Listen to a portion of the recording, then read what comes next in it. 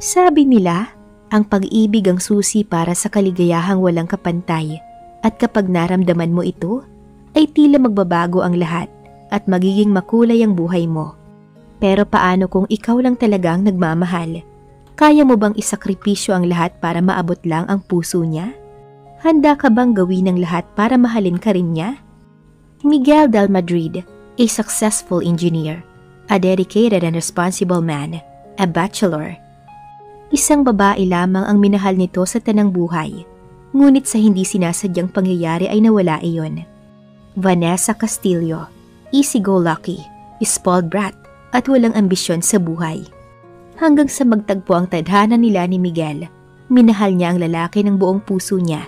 She considered him a hero. A hero in her heart, ang lalaking makakapagbabago sa kanya. Sa isang banda, hindi magawang mahalin ni Miguel ang mga babaeng nagmamahal sa kanya, including Vanessa. At ang mahalin nito ay wala sa plano niya. Magandang araw, Angels. Isang serious story muli ang nais kong ibahagi sa inyo na sana ay magbigay kilig at inspirasyon sa bawat isa. Pero bago tayo magpatuloy, kung bago ka pa lamang sa aking channel ay paki-like po ng ating video. Paklik na din ang subscribe button, gayon din ang bell icon para lagi kayong updated sa mga parating ko pang uploads. Walang humpay ang pagpatak ng luha ni Vanessa. Isa-isa niyang inihagis ng malakas sa dingding ang bawat bagay na naaabot ng kanyang mga kamay. Habang sinasambit ang pangalan ni Miguel Madrid, iyon lamang ang tanging paraang alam niya upang kahit papaano ay maibsan kung hindi man mawala ang sama ng loob niya sa ginawa nitong paglisan sa kanyang buhay. Vanessa! Malakas na sigaw ng kanyang ina na si Doña Maria mula sa labas ng kanyang silid. What is going on? Nag-aalalang tanong naman ng kanyang ama na si Don Victor habang pilit na binubuksan ang pinto. Dala niya sa loob maski ang duplicate kiss niyon dahil ayaw niyang magambala ng sino man ang kanyang pagdadalamhati. May gana pa kayong magtanong! Malakas na sigaw niya, sabay hagis ng unan sa pinto. Pagkatapos ninyo akong paglaruan, pinaniwala ninyo akong mahal ako ni Miguel. Pinaniwala niyo akong pakakasalan niya ako. Pagkatapos ay sasabihin niya sa akin na si Joyce pa rin ang mahal niya. Niloko lang ninyo ako. How could you do this to your own daughter? Anak, patawarin mo na kami. Napahikbing saad ni Doña Maria. Ginawa lang namin iyon dahil umasa kaming magbabago ka kapag sinuklian ni Miguel ang pagmamahal mo sa kanya. Alam naming siya lamang ang tanging inibig mo ng ganito. Sa ilang buwan ng pagiging magkasintahan ninyo, ay napakarami nang nagbago sa iyo, iha. Ayaw na naming bumalik ka sa dati mong buhay. Ang gusto namin ay magpatuloy na ang pagbabago mo. Tama ang iyong mama, Vanessa. Ani Don Victor. Kalimutan mo na si Miguel. Pinagsisisihan na namin ang nagawa naming kasalanan sa iyo. Pinilit kanyang mahalin kapalit ng pagtulong namin sa pamilya ni Joyce. Hindi namin naisip na mabuting tao siya at hindi niya magagawang patuloy kang lokohin. Ipinagtapat niya sa iyo ang lahat dahil hindi niya kayang mabuhay sa panloloko. If only he had other choices, hindi niya gagawin iyon sa iyo. Hindi kanya lolokohin. Patawarin mo kami, anak. Umalis na kayo! Sigaw niya sa mga ito habang patuloy pa rin siya sa pag-iyak. I don't want to see any of you. Leave me alone, please. Anak, hinihintay ka ng mga empleyado natin sa kumpanya. Nagsusumamo ang tinig ni Doña Maria. Hindi ba't nangako ka sa kanila na pag-aaralan mo ang lahat upang maging magaling kang boss pagdating ng araw? That you'll grant the request magmula sa pinakamaliit hanggang sa pinakamalaki. Hindi ba't may party ka pang pinaghahandaan para sa kanila? I don't care about them. Patuloy niyang sigaw. Hindi sila makakatulong sa problema ko, nor you and Dad. Kunwari lang na concerned kayo sa akin, but the truth is you don't really care about me. Iha, you know how much we love you, sabi ni Don Victor. Wala kang ginusto na hindi namin ibinigay. Maging ang lalaking iniibig mo ay pinilit naming mapunta sa iyo. What we want for you is the best. Ayaw naming magising ka isang umaga na nagsisisi dahil walang nangyaring maganda sa buhay mo. Pansamantala siyang hindi nakakibo sa sinabing iyon ng kanyang ama. Mula sa pagkakaupo sa malambot na kama, ay tumayo siya at luhaang tumanaw sa garden. Bago dumating si Miguel sa kanyang buhay, ay hindi niya masasabing masaya siya sa kabila ng karangyaang tinatamasa niya sa piling ng mga magulang. Her parents had always been very busy. Walang ibang inatupag ang mga ito kundi ang negosyo. She was an only child at walang kasama at kausap sa bahay kundi ang mga maids. At the age of 15, natuto siyang makipagbarkada. Nagawa niyang tapusin ang kanyang pag-aaral. Iyon nga lang ay malimit siyang makick out sa mga exclusive school na pinapasukan niya. Nakapagtapos siya ng business administration, ngunit kailangan pang magbayad ng kanyang mga magulang upang maipasa niya ang ilang subjects na ibinagsak niya. After college ay hindi kaagad siya nagtrabaho, sa kabila ng panghihikayat ng mga magulang niya na pag-aralan ng pasikot-sikot ng pagpapatakbo ng kanilang pag-aaring mga commercial banks. Nagpatuloy siya sa pakikipagbarkada habang busy ang mga magulang niya sa negosyo. Busy naman siya sa iba't ibang happenings kasama ang mga kaibigan. Later on, na-realize ng mga magulang niya na masyado na niyang sinasayang ang kanyang oras sa mga walang kabuluhang bagay. Sinikap ng mga itong magkaroon ng oras at panahon sa kanya. Ngunit hindi na nakatulong iyon upang maituwid ang baluktot niyang pag-uugali. Until Miguel came into her life, he was the very first man she fell in love with. He was a simple civil engineer she met in a gathering. Marami na siyang nakikilalang gwapo at simpatikong lalaki, ngunit ibang naramdaman niya dito. Ginising nito ang natutulog niyang puso. Parang may kapangyarihan itong humihigop sa kanya na hindi niya naiwasan. Ipinakilala siya rito ng isang kaibigan. Iyon na sana ang simula ng makulay niyang mundo. But to her dismay, may girlfriend na pala ito sa katauhan ng isang Joyce Vasquez na ang mga magulang ay may pag-aari ding bangko. Sa katunayan, ang babae ang nagsama kay Miguel sa party na iyon. Magmula noon ay hindi na niya nakalimutan si Miguel sa kabila ng nalaman niyang may girlfriend na ito. Napadalas ang pag-attend niya sa mga gatherings dahil sa pagnanais na muling masilayan ng gwapong binata. Pansamantala niyang nakalimutan ang pakikipagbarkada. Madalas ay bumibisita siya sa mga construction projects na pinamamahalaan ni Miguel, hanggang sa pinupuntahan niya na rin ito sa bahay nito sa isang kilalang subdivision.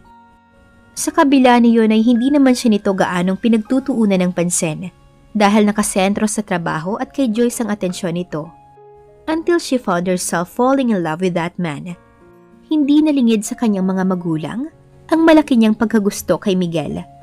Nang mga panahong iyon, ay nanganganib ng bumagsak ang kabuhayan ng pamilya ng kasintahan nitong si Joyce. Gusto niyang pagtakha ng bigla na lamang pagpasok ni Miguel sa kanyang buhay isang araw. Ngunit tinalong lahat iyon ang damdamin niya para dito, na lalong pinagyabong ng mga pagdaan ng linggo. He told her na break na sila ni Joyce, then suddenly, siya na palang nililigawan nito. At dahil noon pa siya may lihim na pagtingin sa binata, ay hindi na niya ito pinahirapan pa. Wala pang isang linggo ay sinagot na niya ito. Naging makulay ang kanyang mundo sa piling ng kauna-unahang lalaking inibig niya. Gumanda ang treatment niya sa mga magulang niya magmula noon. Nagkaroon siya ng interes na pag-aralan ng pagpapatakbo ng kanilang negosyo. Sinikap niyang magpakabuti.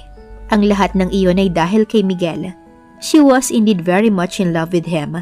Kaya sa loob ng 4 na buwan ng pagiging magkasintahan nila, ay hindi na niya napansin ang mga sandaling malamig ang treatment nito sa kanya. Madalas ding pilit ang mga ngiting nakikita niya sa mga labi ng nobyo. At isang araw ay nagulat na lamang siya nang ipagtapat nitong si Joyce pa rin ang mahal nito. Na nagkunwari lamang itong mahal siya dahil iyon ang hiningi ng mga magulang niya, kapalit ng pagtulong ng mga ito sa paglubog ng kabuhayan ng mga Vasquez. Yun lamang daw ang tanging paraang alam ni Miguel upang makatulong sa pamilya ng unang kasintahan. Wala nang sasakit pa sa natuklasan niyang iyon. Mag-iisang buwan na simula nang maghiwalay sila ni Miguel. Nag-iwan ito ng malaking sugat sa kanyang puso. Sugat na hindi niya alam kung kailan maghihilom. Ang tanging alam niya ay mahal pa rin niya ito hanggang sa mga sandaling iyon. At marahil ay hindi makakatulong sa pangungulila niya ang pagmumukmok niya. She had to do something to win him back. Lalo na nang mabalitaan niya na si Joyce ay girlfriend na ni Nicolas Perez, ang kapatid ni Miguel sa ama na isang doktor at may pag-aaring ospital sa Ortigas. Sa naisip ay mabilis niyang inayos ang sarili sa harap ng malaking salamin. Sisiguraduhin niyang magiging napakaganda niya sa paningin ni Miguel. Sisiguraduhin niyang babalik ito sa kanya oras na makita siya nito. Kailangan, dahil hindi niya alam kung paano maipagpapatuloy ang kanyang pagbabago nang wala na ang binata sa kanyang tabi. Nagulat na lamang sina Don Victor at Doña Maria nang lumabas siyang bihis na. "Saan ka pupunta, Iha?" Nag-aalala pa ring tanong ng kanyang ina. Sa gulang na si 63 ay maganda pa rin ito. Dito niya namana ang kanyang magandang kutis at figure. "Isasama mo ba si Dante?" Tanong naman ng kanyang ama na ang tinutukoy ay ang driver nila. He was 78 and still energetic. Palaging nakablak ang buhok kaya hindi mahahalatang lampas 70 na ang edad. Dito naman niya namana ang kanyang height. Hindi niya pinansin ang sinabi ng mga magulang dahil masama pa rin ang loob niya sa mga ito. Nagtuloy-tuloy siyang pumanaog sa matarik at pasikot-sikot na hagdan. Magkayakap at parehong nag-aalala ang mga ito nang ihatid siya ng tanaw hanggang sa ibaba ng bahay. Nagmamadali siyang sumakay sa kanyang magarang kotse at pinatakbo iyon sa kahabaan ng daan. "Si Nicolas na ang mahal ko. I'm sorry." Paulit-ulit na gumigiit sa isipan ni Miguel ang sinabing iyon ng dating kasintahan na si Joyce nang huli silang magkausap nito. Nakahiga siya sa kama at nakatitig sa kisame ng umagang iyon. Wala siyang ganang magtrabaho kahit ayaw niyang maantala ang kanyang mga proyekto nang dahil sa problema sa kanyang puso. Mag-iisang buwan nang nakalilipas simula nang maghiwalay sila ni Joyce. Nang mga panahong nanganganib ang kabuhayan ng pamilya nito, ay pumayag siyang makipagkasundo sa mga magulang ni Vanessa. Nagkunwari siyang may pagtingin dito, kapalit ng pagtulong ng mga magulang nito sa papalubog na kabuhayan ni na Joyce. Ginawa niya iyon sa laki ng pagmamahal niya sa dating kasintahan.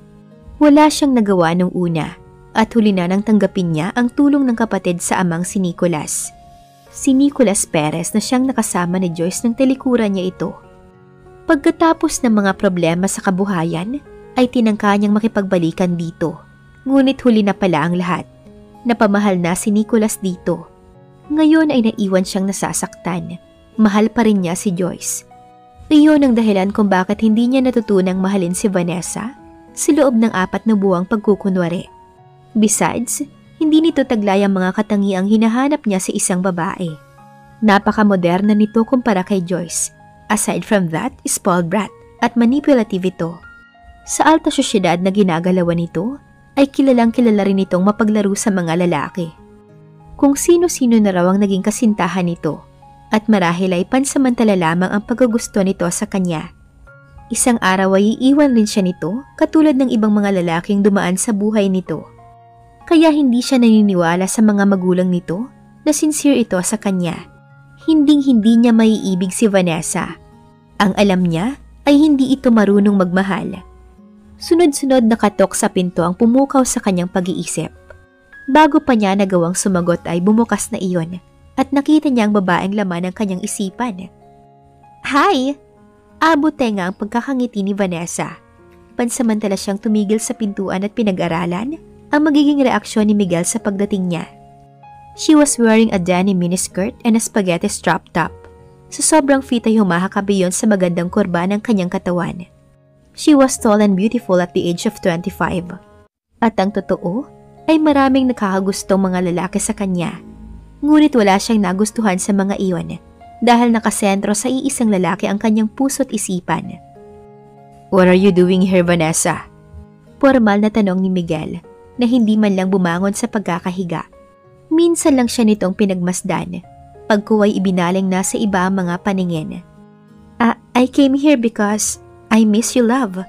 Nakangiti pa ring saad ng dalaga. Nilapitan niya ito. Naupo siya sa gilid ng kama nito.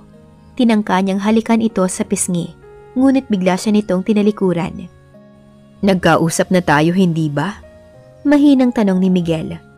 "Humingi na ako ng tawad sa mga nagawa kong pagkakamali. Alam mo nang niligawan lang kita dahil sa kasunduan namin ng parents mo. More than that ay wala ka nang maaasahan sa akin, Vanessa. Si Joyce pa rin ang mahal ko. And will you stop calling me love?" I can wait." Naiiyak ngunit nagpipigil na sabi ni Vanessa. Nakahanda na akong maghintay hanggang sa matutuhan mo akong mahalin. Just don't turn your back completely on me, Miguel. Pumiyok ang tinig niya. It's better this way than forcing myself to fall in love with you, sabi nito. I can't pretend forever. Besides, I know that you just want to play with me, just like what you've done with other men. Wala akong nabalitaang umibig ka ng totoo. Gusto mo lang akong ibilang sa listahan ng mga lalaking pinaglaruan mo. Those were just rumors. Nagsusumamo ang tinig na saad niya. I'm not a playgirl. Kailanman ay hindi ako naglaro ng lalaki, Miguel. It's just that, hindi ko sila gusto kaya tiniturn down ko sila kaagad. Ikaw na rin ang nagsabi na hindi natuturuan ng puso, di ba? Pero sa'yo, I'm sincere. You're the very first man I loved like this. Nakahanda akong gawin ang bawat gustuhin mo. Itutuloy ko na ang pagbabago ko. I'll be a responsible person just like you. If you want me to help my parents in their business, I'll do it. Come on, Vanessa. Nanatili itong nakatilikod sa kanya. Kung magbabago ka lang ng dahil sa akin, it's useless.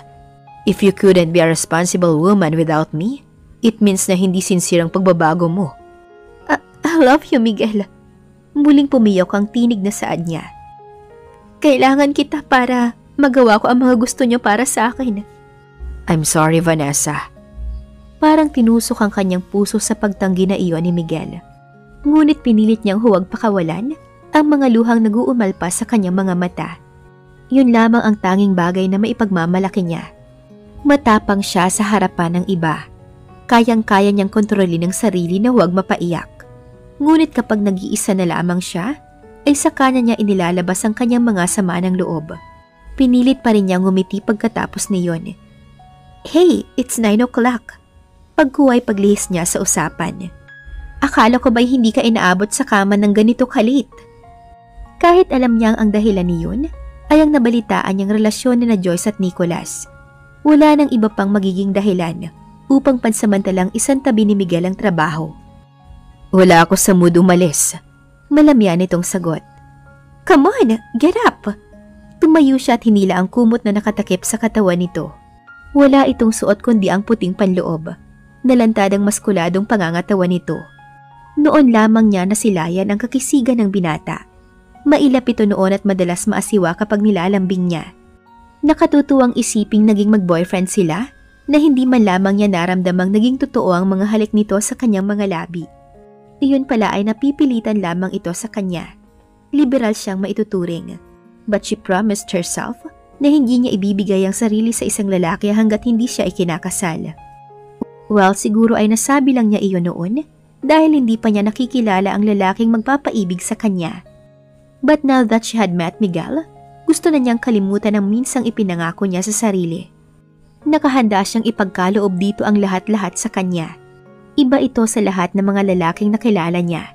Ideal, responsible, simple and handsome. Lahat na yata ng katangiang hinahanap niya sa isang lalaki ay taglay na ni Miguel. Although hindi ito kasing yaman ng ibang lalaking nanliligaw sa kanya. Masalubong pa lang niyang bilugan nito mga mata at marinig ang Maginoo nitong tinig ay natataranta na siya. Gustong-gusto niyang pagmasdan ang bawat pagbuka ng maninipis nitong mga labi. At sa kanyang panaginip ay palagi niya itong kasama. Ganoon kahalaga si Miguel sa kanya. Come to think of it, pagkuway saad niya habang may ngiti sa mga labi. Naging mag-boyfriend tayo pero hindi ko pa nahahaplos ang balikat mo. Pagkasabi niyon ay walang kiyemeng hinaplos niya ang balikat nito. Tigilan mo ang mga kalokohan na to, Vanessa. Hindi na nakapagpigil nitong saad, sabay tayo. Ipinaliwanag ko na sa iyo ang lahat, right? Hindi bukal sa kalooban ko ang namagitan sa atin noon. Why can't you just understand that? Tigilan mo na ang ilusyon mong tayo pa rin. Hindi tayo naging totoong magkasintahan. It's not only because I still love Joyce. It's also because you're not the kind of woman I want to be with. Hindi ko gusto ang itsura mo. Hindi ko gusto ang pananamit mo. Hindi ko gusto ang ugali mo. The truth is, I hate everything about you, Vanessa. Everything, including the way you talk. Hindi ko pinangarap magkaroon ng girlfriend na katulad mo. I'm sorry if I'm telling you all of this. This is the only way I know to stop you from coming back. Kunot noong humarap ito sa kanya. Pansamantala siyang napapormal habang nakatingin dito. Medyo makapal ang buhok nito at bahagyaring namayat. Nakakalungkot isipin na mas gwapo at healthy ito nang si Joyce pa ang girlfriend nito. Tila miserable ito ng sila pang dalawa. You know what? Pagkuway saad niya. You look cute when you're mad. I like the way you frown. You look very handsome. Kasabay niyo na yung pagsilay ng malawak ng ngiti sa kanyang mga labi. It was true that she had always found him attractive. At 29, he had an athletic body.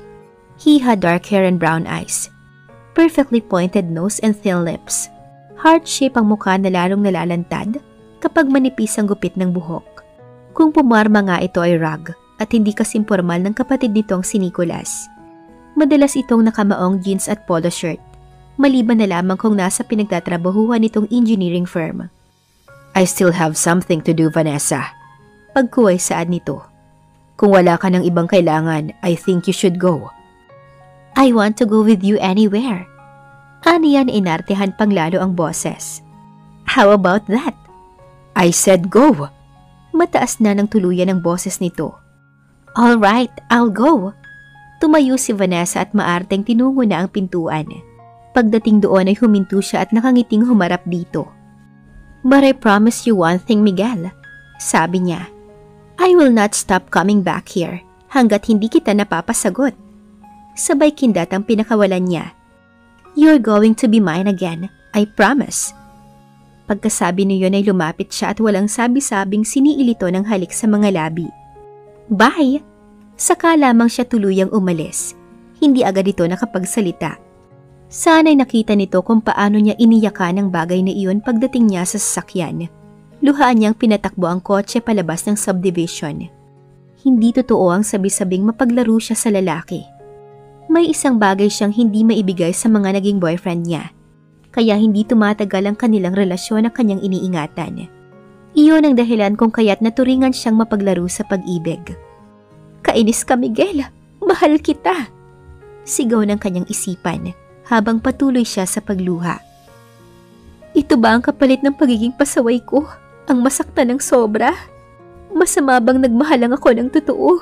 Pero bakit ang hirap? Naiiyak na wika na Vanessa sa kanyang sarili. Ano kaya ang planong gawin ni Vanessa para mapansin ni Miguel? Abangan sa susunod na kabanata. Please like, share, subscribe for more updates. Maraming salamat po.